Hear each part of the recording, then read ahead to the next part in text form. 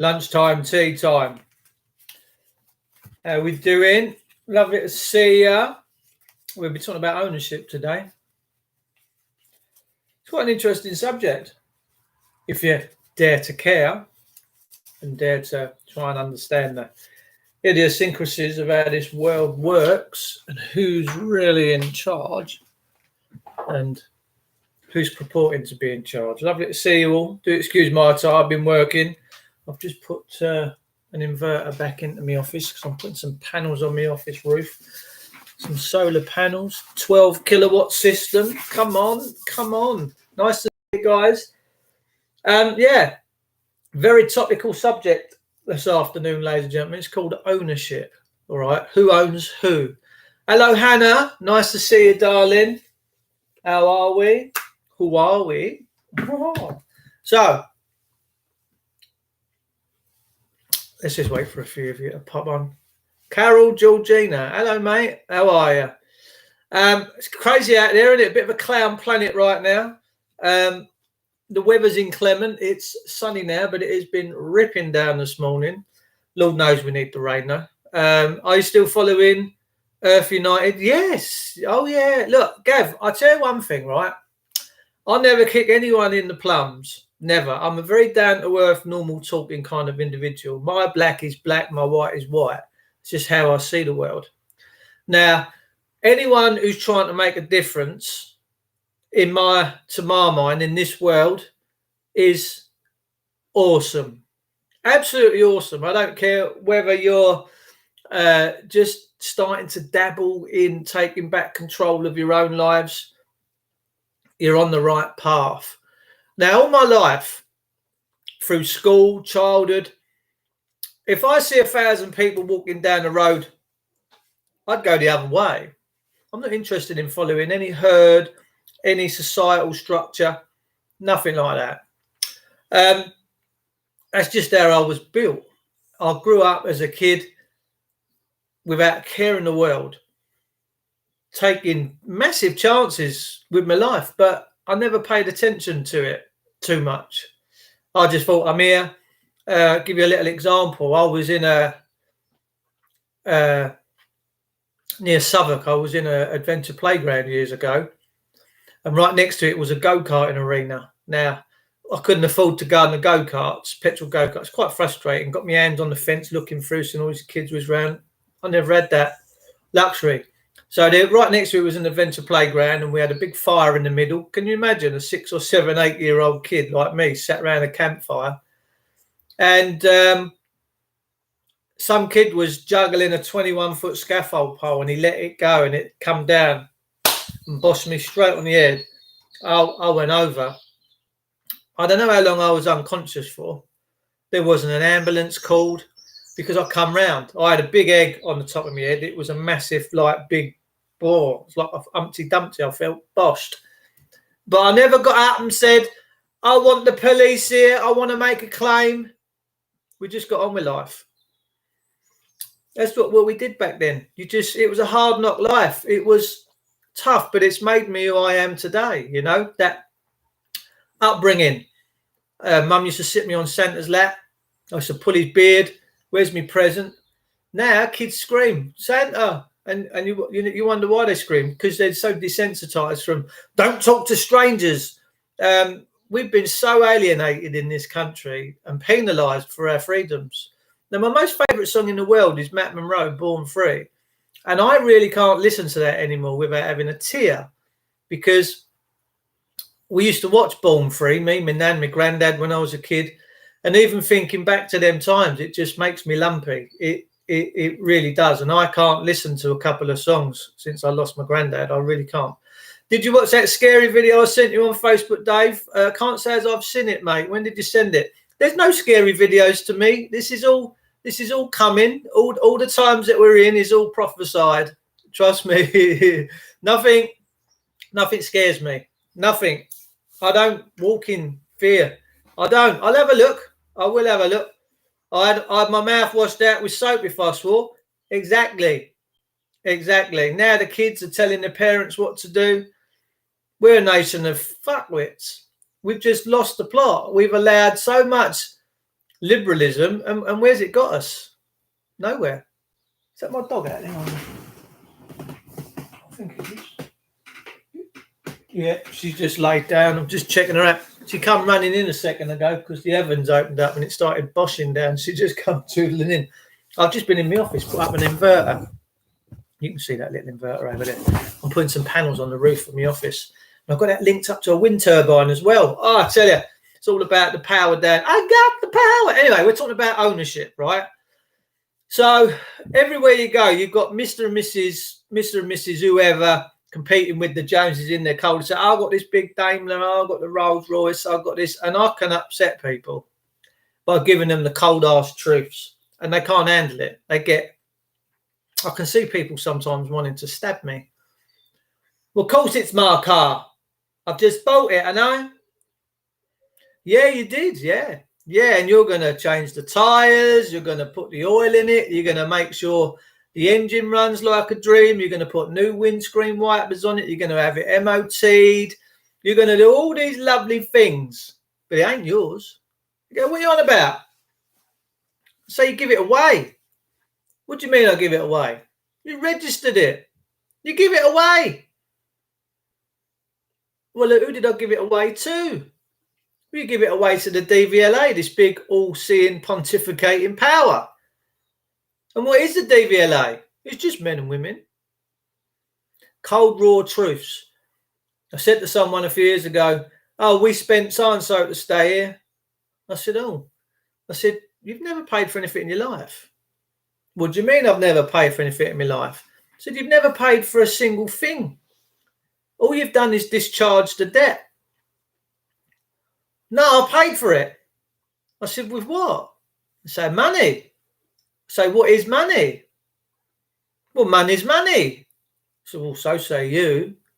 What does it say on the bill which says I promise to pay? I said, so you're making promises. Yeah, I promise to pay. See the swindle now? Are you seeing how we've all ended up in this mad situation? Now, the truth of the matter is, not one man can own another, because that's slavery. So what we seem to have now in this country and all around the world is privileges. And we're all trying to dodge the bullet. We're all trying, sorry, I've just had some peanuts. We're all trying to dodge the letter in the post. We're all trying to dodge bringing up our kids all right and hoping that no one's grassing us up to social services. It's basically communism. We're living in a very communistic, fascist dictatorship. So no man can own another. That's a God-given truth. So why are we giving away our property? Satan and Revelations. Funny enough, I've been reading Revelations this morning. Chapter 12 onwards. It's all playing out, mate. It's all playing out. The manifestation of the darkness. Things are going to get a lot worse as well, ladies and gentlemen. This is about picking a side right now. You've got to pick a side. All right, there's going to be a lot of darkness coming. But here's the good thing. If you believe in Jesus Christ as your Lord and Saviour, you won't have to go through it. You'll be raptured.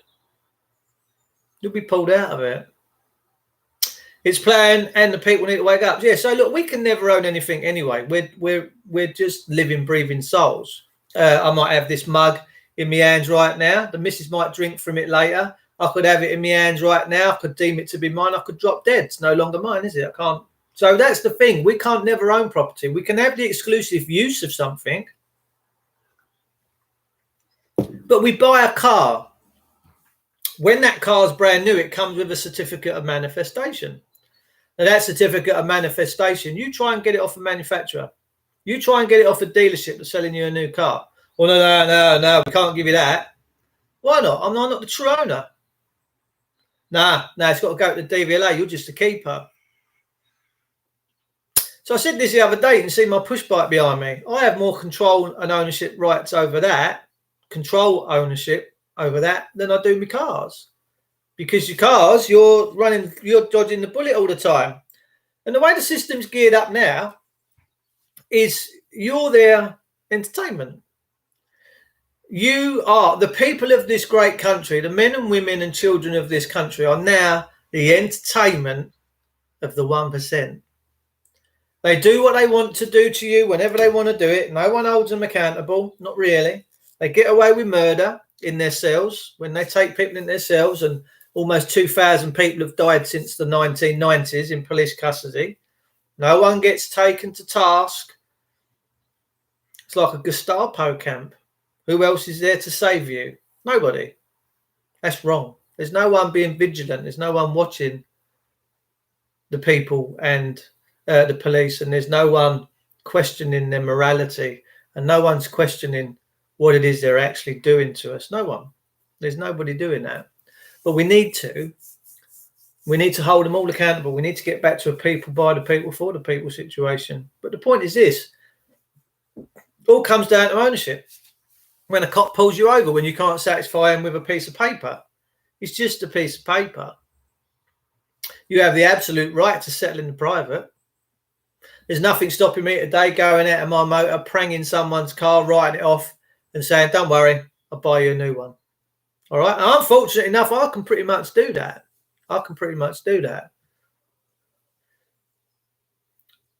But that's the dichotomy. You haven't got a piece of paper. You're out on the road. Bob, it's your uncle. They take your car off you, leave you on the side of the road. Why? Because you chose privileges over rights. It's true. But we are their entertainment. We are absolutely their entertainment now. Okay? It's the Truman Show. We're in the Truman Show. We are their entertainment. They're told and briefed every day that they own us, that they have the right to take our property, they have the right to take our liberty. Now, there's one thing in this universe that we can never get back. That's the most precious gift that while we're here, and that's time. Time is the precious gift that we were all given, graced. We were graced into this existence. And the system, by doing what it does, takes our time from us. We can't get that back. It's more valuable to us than anything, because once your time's up, your time's up. That's it. That's how valuable time is. If I stop breathing today, that's my time up, right? So your time is the most precious, valuable gift you've ever been given. Ever been given. Noisy Tone, I need to have a chat with you, brother. No, I've come across something in scripture, Genesis chapter 30. No, Exodus chapter 30, because I know you make the colloidals and that. If anyone wants any colloidal silver, get on the Noisy Tone. He'll sort you out and do it for you at a good price. He makes it all himself. He does the gels, the colloidal. He's very good. But in Exodus chapter 30, Tone, if you have a read of it, it talks about making holy anointed oil. And I've just watched a documentary where people have been healed, properly healed of all their ailments, cancers, arthritis, from using this holy anointed oils. And it gives you how to make it in there. But there's one element in Exodus 30 in it where it says make the oil. There's one bit is missing that we've never taken much notice. It talks about a thing called cannabosum. Now, cannabosum in the Bible is cannabis. It's the plant. Now, we've got absolute dominion over the earth, right? We've got absolute dominion over the earth. Man had got given dominion over the earth. And within having dominion over the earth means that we have the right, the absolute God-given right, to all the plant-bearing seeds and trees and herbs. Man can't demonstrate ownership over a plant, whether you want to call cannabis, marijuana, whatever you want to call it. Cannabis, the cannabosum, as described in the Bible, is a God-given plant that takes place in photosynthesis. Can't be monopolized over. Do you see what's going on? And because of its healing power, that's why the system is demonized over it, because they work for the Luciferians and they know it's a natural healer. But they want us tapped into this Luciferian system. Okay? Makes sense? So ownership, when you all sit with your friends and families, it might be worth having a little conversation with them. See, your car's a lovely car. Yeah. How long you had it? Oh, I've had it a year now. Oh, you keep it really clean and tidy. Are you the owner? Yeah, I am. Are you sure about that? Well, yeah, of course I am. I'll put the tyres on it, put the fuel in it, put the windscreen wipes, I'll make sure the engine's all right, the braking system's fine. I'll take it for its little ticket every year, make sure it's okay to go on the road. So if it's yours, how come someone can take it off of you? Well, they can't. Well, they can. And they probably will do if you don't support all their pieces of paper. Bing, the light bulb goes on. Bing, the light bulb goes ting, ting, ting, ting. It's quite it's quite good to see it, actually. When you break things down into very simple terms, you see light bulbs go on in people. Now, we got a friend that popped round yesterday afternoon at about 6:30. She's a grandmother now. A young daughter, very well-known show jumper on horses, and a little 2-year-old granddaughter now has got her own pony. And we're chatting away, and she's really concerned about this COVID 1984. And she said, I believe, Dave, she said, that the country is 50-50 split over, yes, it's real, and no, it's not. It's a massive con. She said, everywhere I'm going, people are really starting to question the validity of this thing now. I said, well, that's fantastic. She goes, yeah, well, I've been reading this book called Agenda 21. I said, brilliant. Brilliant. I said, you're not watching it. I said, you're reading about Agenda 21. Yes, I need to make sure my grandkids and my children are going to be all right and they've got a future. Then I dropped in the Georgia Guidestones and she went, what's that? I said, oh, I said, it's a big coal. It's a big, and these Georgia Guidestones were erected, right? They're up there, 7 different languages. They're out in Georgia. She said, where are they? I said, have a guess. I said, they're in Georgia, in America. Oh, great picture recently of a guy taking a piss up the Georgia Guidestones. Fantastic. So she said, well, what does it say? I said, well, it says that humanity, mankind, will be in perpetual balance with nature at 500 million by 2050. What? I said, yeah. She said, how many of there is at the minute? I said, about 9 billion. I said, that's a coal of 8.5 billion people. Her face, she just went, pow. Oh my God, that means loads of us have got to die. I said, don't worry about it. No one pays attention to the Georgia Guidestones. No one cares. No one cares less of these erect tablets that have got all these inscriptions in all different languages that are telling you what the future holds. No one cares. Have you watched One by One with Rick Mount? Watched it about 6 times over the years. Absolutely beautiful. Patsy Ballantyne just made a nice cuppa.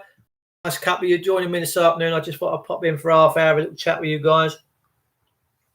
It's bank holiday weekend. I watched the Italian doctor yesterday as well, and I'm going to be tuning in with that video and including it in one of my shows over the weekend. There are many people tomorrow going up to London to support the doctors and nurses, and then Graham Moore is doing his thing at Runnymede at 12 o'clock, I think, on Sunday. So I wish everyone that's going well. The only time you're ever going to see me on a demo from now on is when we take our country back. And I make a very proud statement with regards to that. The next time you will see me out with all my brothers and sisters of my great country, all races, colours, creeds, sexualities, genders, benders, you name it, is when we take our country back. It's the only time you're going to see me out next. You might see me having a beer in London with a few of my mates every now and again, if we're allowed to. For me, this COVID 1984 has stripped everyone of their liberties, and they're all... This, to me, is a separation of the wheat and the tares, as described in the King James Bible. It's the system needs to see who's bowing down.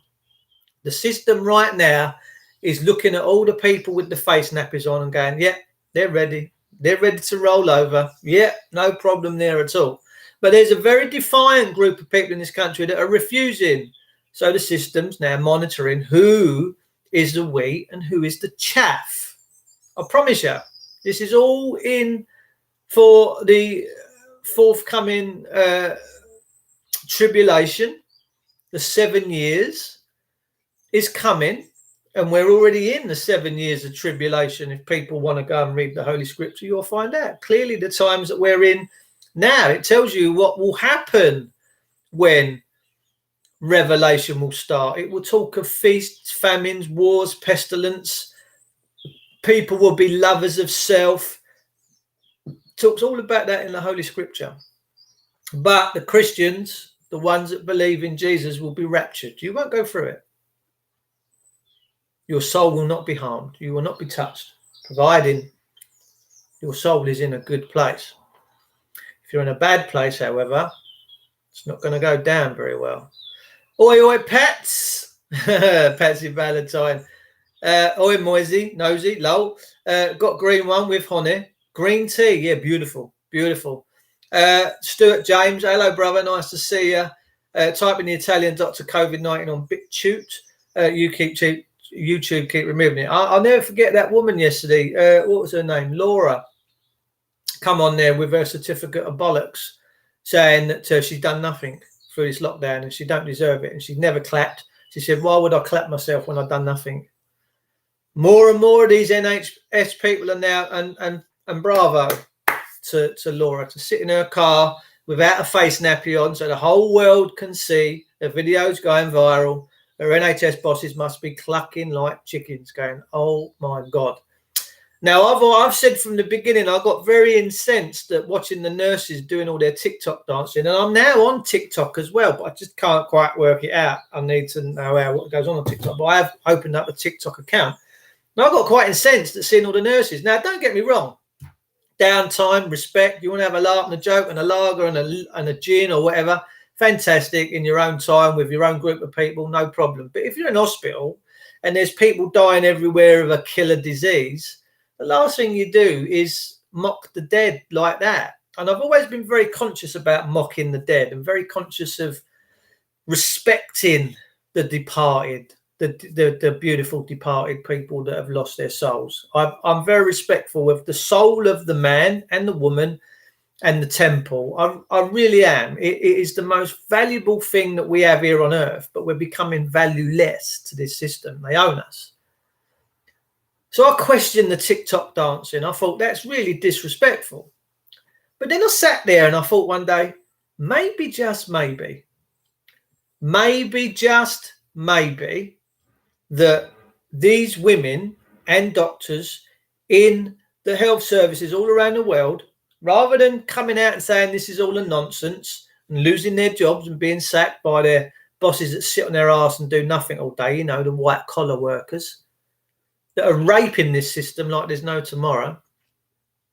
Maybe, just maybe, these TikTok dances are them letting us know they're not busy. There's been plenty of messages sent through different bits and bobs. TikTok. Oh, yeah, is it not good then? Is it TikTok? Okay, full of pedos. Oh, my God. What isn't nowadays? What isn't? I think Thailand have just sentenced a Dutch paedophile that's been caught raping children in their country. They've just sentenced him to death by firing squad. Happy days. Quality.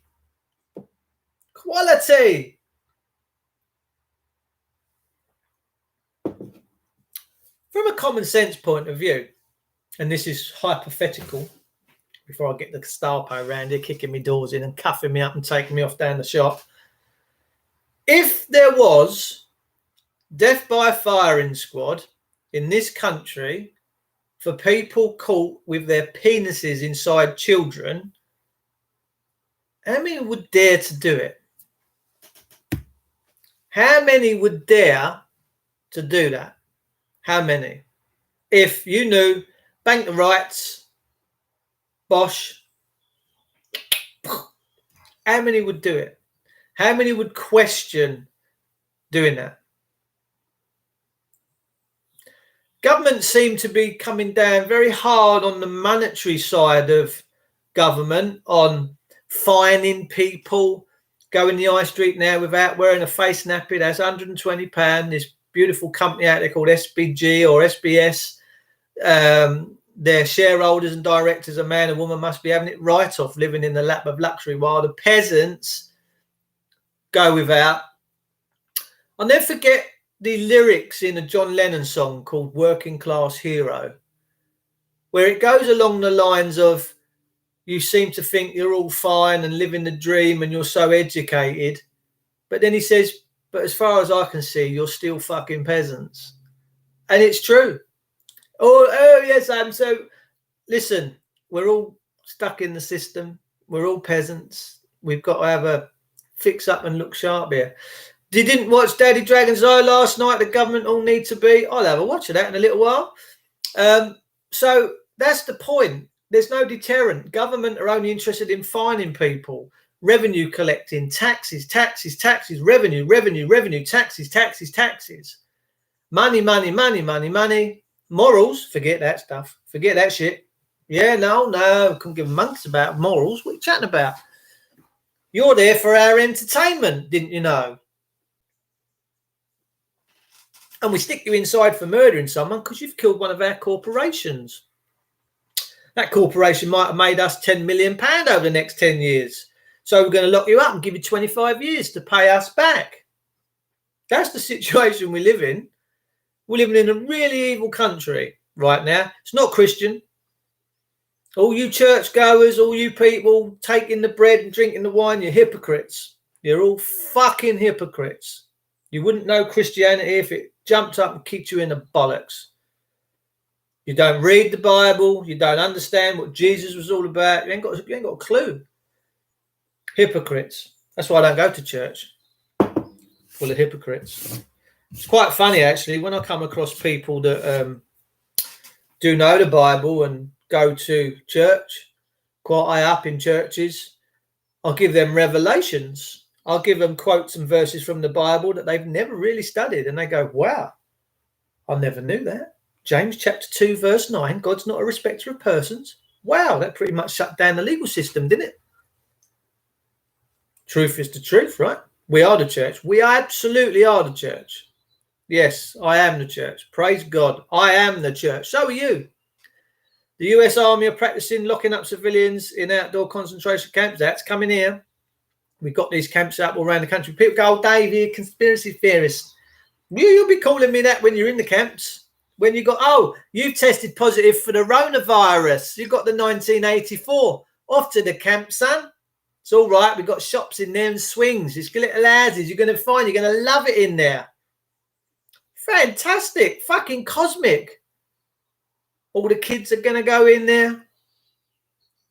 What do you think all these detention centres are? That's what they are. Oh, we're going to take these people off of an aeroplane and quarantine them for 2 weeks. They're testing out the concentration camps and seeing whether you lot get triggered by it.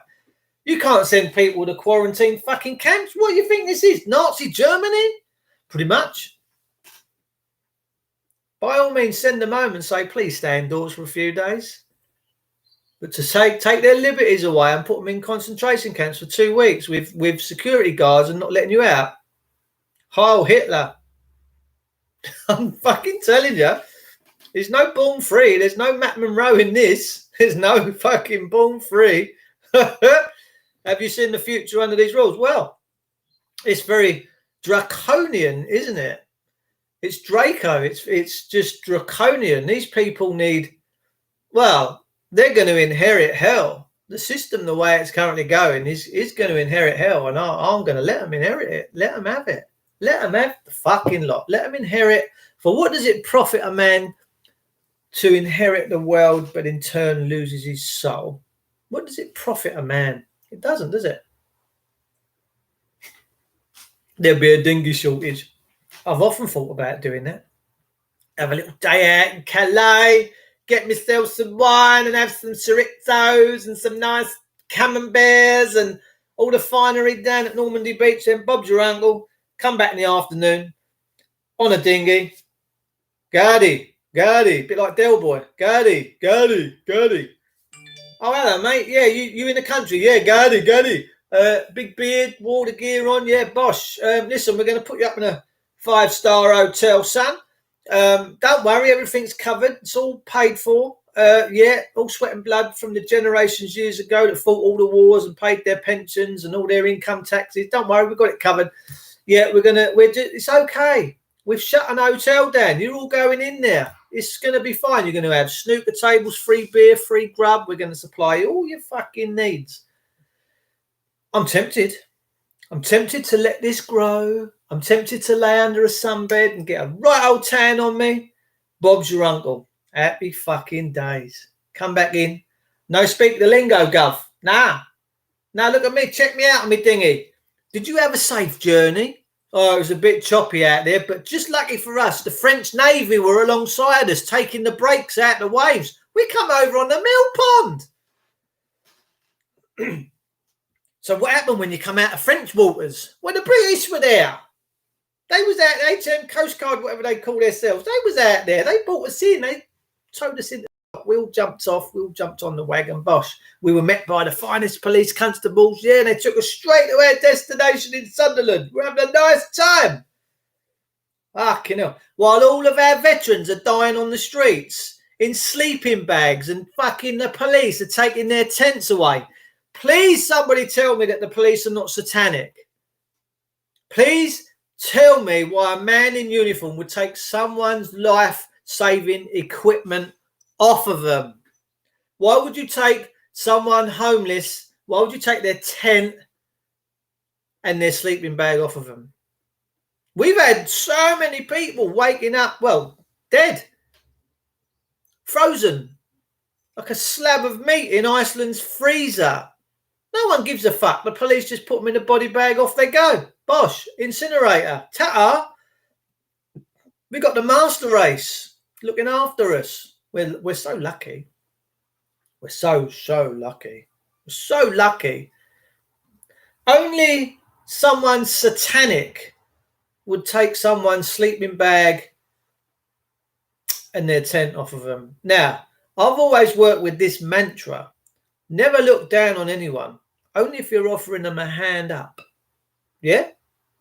That's the only time you ever look down on anybody, brothers and sisters, is if you're offering them a hand up and giving them a start in life. Now, President Trump has just given a guy full pardon. Joe, can't think of his surname, a black dude, spent 3 times convicted felon, found his Bible in prison. He's now best friends with the copper that arrested him years ago. Now, this copper used to take him, whenever he used to go and see Joe while he was in prison, he used to take him a donut and a coffee. Fucking beautiful man, this copper. A proper copper. Well, this man's turned to Christ. This black dude is rehabilitating loads and loads and loads of people. And President Trump is elated with this man's return to Christ. And he's given him a full pardon for the whole world to see. Someone tell me that Trump's a bad man now, please. He's not. He's a good man. He's give that man a future. He's give him a pat on the... Do you know how good it is, right? Say, for instance, you're a 6 years old, right? And mum says, Dad will be home in a couple of hours. Do you want to make something for him? Well, what shall I make, mum? Look, I'll help you rustle up a stew for the old man. Shall I put dumplings in it and all that? You're going to watch me, mum? Yeah, we'll watch you cutting the onions up. And yeah, we'll chuck it in there. Bosh. You come home. Dad comes home, sits down at the table after a big, long day's work. And the missus says, your son made you this. Do you what? Your 6-year-old son made you that stew you're tucking into. And your dad gives you a big cuddle, puts his arms around you, says, you're fucking sterling, you are. Thanks so much. Do you know that inside feeling of how great you feel? I'm lucky I had parents like that who used to bolster me and make me feel good. Yeah, but they chastised me when I was naughty and getting out of my pram. Big time, because I deserved it. That's what Trump's doing. This lad that was a 3-time convicted felon has been given a full pardon. And when Trump signed it, this guy started to cry with jubilation. And the copper was so lovely towards this young man. He's been given a full pardon for all of what he did. I tell you, amazing. You can rebuild communities, you can rebuild lives, you can rebuild a country when you have a president like that. Let me tell you, you really can. Anyway, I've got to go. I think my neighbour's screaming at me for something over the fence. Guys and girls, I'll be back with you later tonight. Keep it real, stay in check, and remember, I love you all.